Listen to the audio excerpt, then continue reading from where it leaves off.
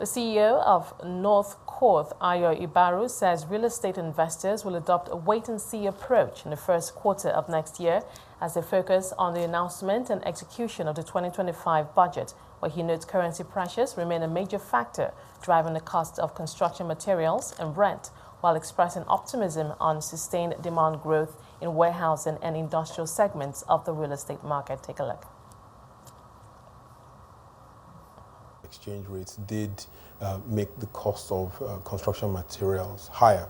Now, what that did was increase the overall cost of construction, and that in turn made sure that rents were much higher. And so it did drive down demand as we got more into the second and third quarter of the year, but then it did mean that there are now more opportunities to invest. Yeah, because I would like to look at the performance of some of the segments this year vis-a-vis how it compares to last year, and what were some of the significant changes that you noticed? Okay, so we've always said land is a strong investment class, but because of the increasing instability, especially in Nigeria's economy, we saw more investment, and that meant that more people decided to invest in land banks. And so year on year, the numbers have gone up.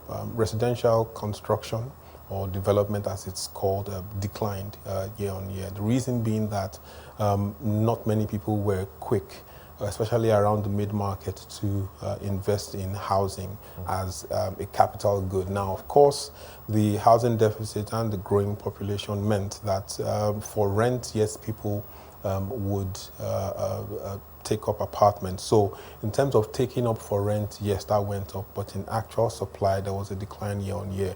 I think retail has struggled maybe the most, largely because basket size of your average consumer has reduced, and that's because purchasing power has dropped, and that meant that on aggregate, most retailers are unable to get full occupation, and that's because the various shop owners are unable to pay the right kind of rents. So retail has pretty much struggled, which is why, as we have seen in many of our studies, it does make sense to go with the mixed use model. Now, warehousing has also done well. Warehousing and industrial year on year has continued to increase, especially as businesses have decided to go with the logistics model, especially in Nigeria, again, where you see the dark kitchen model grow, firms like Chowdeck, Glovo, and so on and so forth.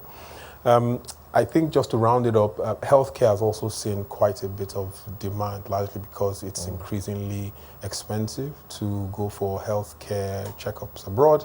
And the changing global framework of healthcare provision, especially in the US and the UK, waiting times being extended, has meant that reverse tourism benefiting Nigeria is the way to go. So you have quite a number of procedures that ordinarily would have been done in the US, UK, Canada, are now being done in Nigeria. So that's a bit of what we've been seeing year on year.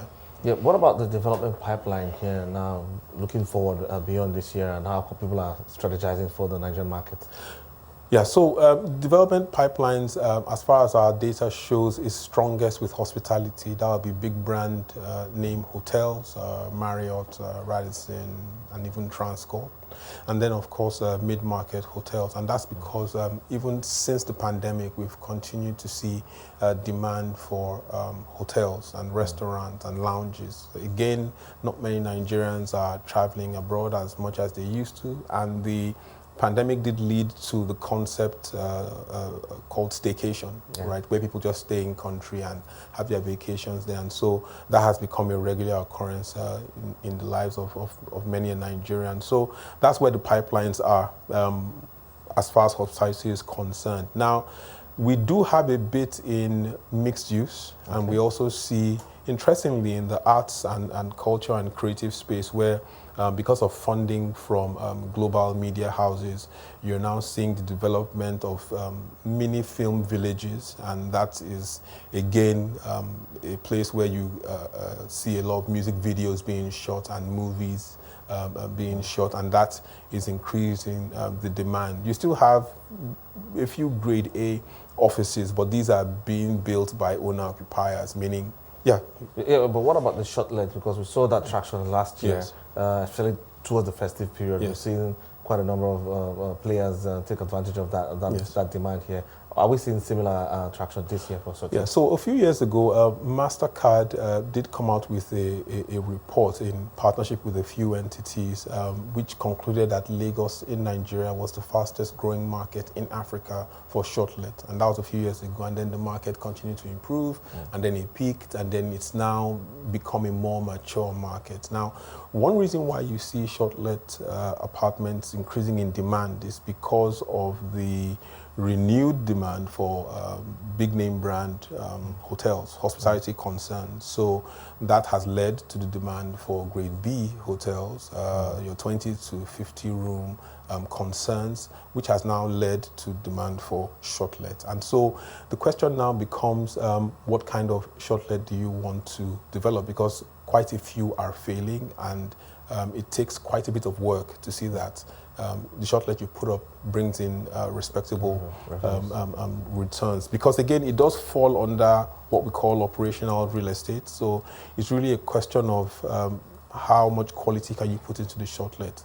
The closer you are to the city center, the more the facilities you have to provide and the higher the quality of the management that you have to put into your shortlet, or else you'll probably be empty 60 to 65% of the average year. Now, around public holidays and weekends, as you get towards the end of your average year, there will be increasing demand for shortlets. But the objective is to be occupied at least 70%. Yes, and to do that, you need to get a few. Yeah, because now I'm looking at the strategy for the local players in the real estate space and how they're looking to expand.